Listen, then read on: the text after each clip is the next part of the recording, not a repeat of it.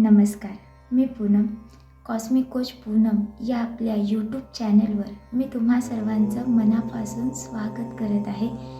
काल आपण जाणून घेतलं की गुरुचरित्रातला 14वा अध्याय, त्याची ओळख आणि त्याची सुरुवात काय आहे याच्याबद्दल थोडीफार माहिती मी तुम्हाला शेअर केलेली आहे. आज आपण जाणून घेणार आहोत त्यातली पहिली ओवी. गुरुचरित्र ज्ञानविवरण अध्याय 14वा. क्रूर यवन शासनम सायनदेव वरप्रदानम नाम. श्री गणेशाय नमः, श्री सरस्वते नमः, श्री सद्गुरुभ्यो नमः या शब्दांनी या अध्यायाची सुरुवात केली. 14वा अध्याय आहे तो आपण नेहमी वाचला पाहिजे. जर तुम्ही नेहमी वाचत असतील तर ह्या विवरणाचा जर तुम्ही एकदा हा व्हिडिओ पाहिला तर तुम्हाला तो अध्याय वाचण्यासाठी आणखी आनंद मिळेल. जसं की अध्याय 14वा क्रूर यवन शासनम, की हा क्रूर यवन जो आहे, जो काळ आहे, त्याचं शासन चालू आहे आणि त्याच्यामध्येच जो सायनदेव नावाचा शिष्य आहे त्याला एक वर प्रदान केला जातो. त्याच्या संदर्भात हा पूर्ण अध्याय आहे, 14वा अध्याय. आणि 14व्या अध्यायाच्या शेवटी समजेल की तो सायनदेव आपल्याला जरी वाटत असला की त्यातला तो शिष्य आहे त्या अध्यायातला, पण तो शिष्य आपण स्वतःच आहोत. मग हा जो क्रूर यवन शासनम आहे आणि त्याच्या ह्या काळामध्ये सायनदेवाला जसा वर प्रदान केला जातो त्याचप्रमाणे आपल्यालाही तो वर प्रदान केला जातोय. पण आपल्याला समजत नाही आहे. आपण जेव्हा काही गोष्टी ऐकतो, श्रवण करतो आणि त्या गोष्टी जेव्हा आपल्या लाईफशी आपल्याला कनेक्ट होतात तेव्हा जाऊन आपण त्या गोष्टींचं मनन करायला लागतो आणि मननातूनच निजध्यास होतो आणि त्या ध्यासातूनच आपल्याला ईश्वर प्राप्ती होत असते. तर ज्ञान विवरण अध्याय 14वा क्रूर यवन शासनम सायनदेव वर प्रदानम नाम. श्री गणेशाय नमः, श्री सरस्वते नमः, श्री सद्गुरुभ्यो नमः. मग इथे श्री गणेशाला का वंदन केलं असावं, श्री सरस्वतीला का वंदन केलं असावं आणि सद्गुरूंना का वंदन केलं असावं? तर कुठल्याही कार्याची सुरुवात जेव्हा आपण गणेशाला वंदन करून सुरुवात करतो तर ते कार्य सिद्धीस नेण्यासाठी श्री समर्थ असतात. कुठलंही कार्य विघ्न न येता जर त्याला व्यवस्थितरित्या पार पाडायचं असेल तर श्री गणेशाचं आपल्याला वंदन करावं लागतं. श्री सरस्वते नमः, तर सरस्वती ही ज्ञानाची देवता आहे.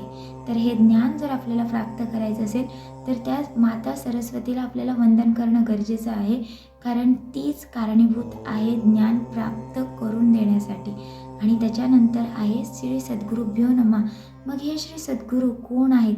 तर गुरु आपल्याला संपूर्ण जगामध्ये, बाहेरील जगामध्ये गुरु आपल्याला हजारो मिळतील, पण जो सद्गुरू आहे तो आपल्या अंतरीच आहे. तो सद्गुरू आपल्याला आपल्या अंतरातूनच सापडतो, म्हणून तो सद्गुरू कार्याला आहे, म्हणूनच आपण हा व्हिडिओ पण बघतोय. मग त्याचप्रमाणे श्री गणेशाला वंदन करून, सरस्वतीला वंदन करून, आपल्या श्री सद्गुरूला वंदन करून पुन्हा जेव्हा आपण या अध्यायाची सुरुवात करतो तेव्हा त्या अध्यायाचं आकलन आपल्याला व्हायला लागतं.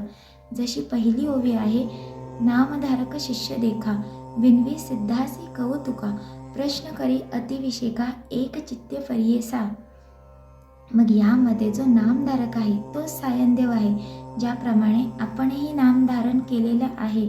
जर समजा आता माझं नाव जर पूनम आहे तर विचार करा, जेव्हा मी जन्माला आले त्याच्यानंतर आई वडिलांनी माझं नाव पूनम ठेवलंय, पण त्याच्या अगोदर पण मी कोणीतरी होते. मग तेव्हा मी काय होते?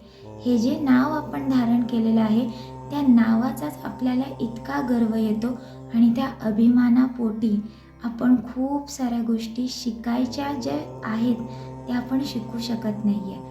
मग हा जो नामधारक आहे तो तुम्ही इमॅजिन करा की तुम्ही जसं स्वतःचं नाव आहे की तुम्ही स्वतः आहेत नामधारक आणि आपलंच एक कॉन्शियस माइंड आहे, आपलंच एक लॉजिकल माइंड आहे.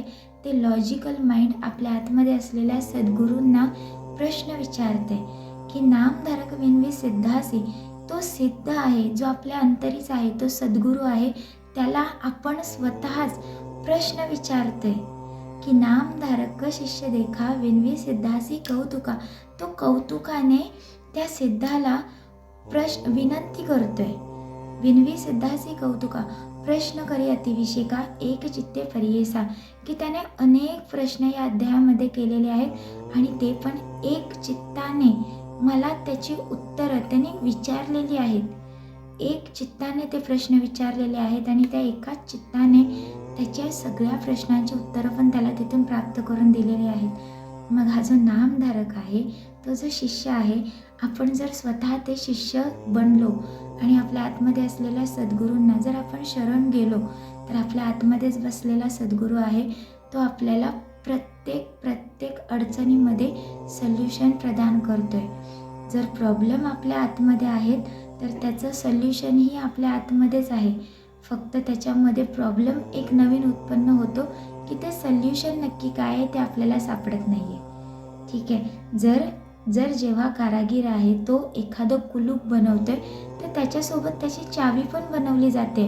चावी आणि कुलूप एकत्रच आपल्याला दुकानातून मिळतात. पण जर चावी हरवली तर आपण जाऊन नवीन चावी पण बनवून आणू शकतो. पण जर लॉक हरवलं तर आपल्याला त्या चावीचा काही फायदा होत नाही आहे. कारण त्या लॉकला जी ती चावीच लागते. त्याचप्रमाणे जर प्रश्न आपल्या आतून उत्पन्न झालेत, त्याचं उत्तरही आपल्या आतूनच सापडेल.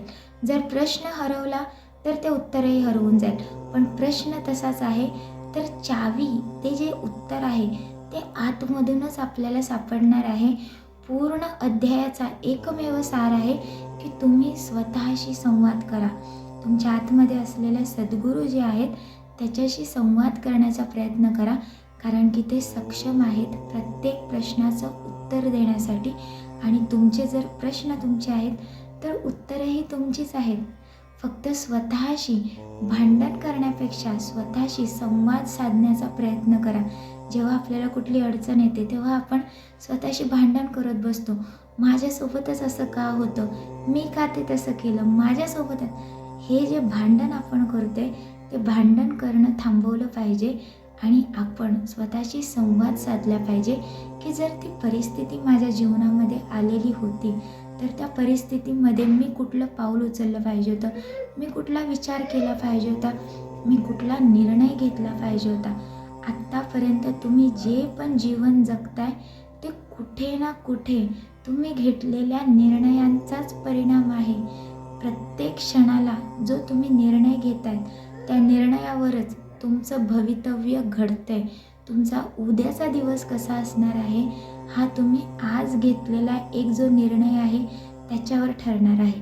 जर तुम्ही आज ठरवलं की मी उद्या सकाळी लवकर उठणार आहे आणि ज्याप्रमाणे ठरवताय त्याप्रमाणे जर ॲक्शन घेतली तर नक्कीच रिझल्ट चांगलाच मिळतो आणि तुम्ही स्वतः सकाळी लवकर उठता. फॉर एक्झाम्पल, जेव्हा आपण म्हणतो की मी सकाळी लवकर उठेन, मला सकाळी लवकर उठायचं आहे, त्यापेक्षा जर तुम्ही स्वतःच्या आतमध्ये असलेल्या सद्गुरूला सरेंडर झाले आणि म्हणाले की सकाळी मला लवकर उठणं गरजेचं आहे, मला माहिती नाही मी उठणार आहे की नाही, पण तुम्ही मला शक्ती पुरवा. आतमध्ये असलेल्या सद्गुरूंना जेव्हा आपण विनंती करतो की तुम्ही मला शक्ती पुरवा सकाळी लवकर उठण्यासाठी, प्रयत्न करून बघा. सकाळी तुम्हाला ज्या वेळेवर उठायचं आहे त्या वेळेवरच जाग येते. तुम्ही प्रचिती घ्या. जरी तुम्ही देव बाहेर दगडामध्ये शोधत असतील, मूर्तीमध्ये शोधत असतील, हा देव मूर्तीमध्ये पण आहे, प्रत्येक ठिकाणी आहे, पण सगळ्यात जास्त त्याचं अस्तित्व आपल्या अंतरी आहे. विचार करा, जर आपल्या अंतरातूनच ती जी शक्ती आहे, तो जो प्राणवायू आहे, ते जे सद्गुरू आहेत ते जे निघून गेले, तर हे जीवन, हे जे शरीर आहे, हे जे जिवंत जीव आपण म्हणतो तो जिवंत नाही आहे, ते मडं बनतं आणि मड्यास कर्तृत्व न घडे. कुठल्याही मड्याला कर्तृत्व घडत नाही. त्याचप्रमाणे आतमध्ये जर सद्गुरू आहेत, श्री सद्गुरू कार्याला आहेत, तर त्यांना आपण शरण गेलं पाहिजे. आणि हे 14वा अध्याय गुरुचरित्र जसे की आपल्या जीवनाचं मॅन्युअल आहे, त्याला जर आपण समजण्यासाठी, आपल्या जीवनाला समजण्यासाठी त्याचा जर उपयोग करून घेतला तर ते आपल्याला भरपूर जास्त मदत करते आपली प्रगती करण्यासाठी. म्हणून जर तुम्ही गुरुचरित्र वाचत असतील तर नुसतं वाचू नका, तर त्याचं अध्ययन करा, स्वतःबरोबर संवाद करा की ही ओवी अशी का लिहिली असावी, त्याच्यामधून काय विवरण द्यायचं आहे, प्रयत्न करा. आतूनच अशा काही गोष्टी तुम्हाला उकलतील, त्याला आत्मज्ञान म्हटलं जातं. हे आत्मज्ञान आतूनच प्राप्त होतं. दुनियेमध्ये किती पण ज्ञान आहे, ते ज्ञान फक्त पोट भरावयाची विद्या आहे. पण जी विद्या तुम्हाला आतून प्राप्त होते, जी श्री गणेशाच्या आशीर्वादाने, श्री सरस्वती मातेच्या आशीर्वादाने जे ज्ञान प्राप्त होते, ते ज्ञान तुमचं सत्य बनतं आणि ते सत्यच तुमचं जीवन बनतं. मग स्वतःचं सत्य जर तुम्हाला शोधायचं असेल तर स्वतःबरोबर संवाद साधावा लागेल. ह्या अध्यायाचा उपयोग करून तुम्ही स्वतःशी संवाद साधण्यासाठी तुम्हाला एक साधन प्राप्त होते. तर त्या साधनाचा उपयोग करून घ्या. 14वा अध्यायाचं तुम्ही पठण करत जा. रोज सकाळ संध्याकाळ जेव्हा शक्य होईल तेवढा तुम्ही वाचत जा. गुरुचरित्रातले वेगवेगळे अध्याय आहेत, ते तुम्ही वाचन करत जा. तुम्हाला खूप सारी माहिती, सारं युनिव्हर्सल विजडम प्राप्त होईल आणि ते फक्त आणि फक्त समर्थ कृपेने होईल.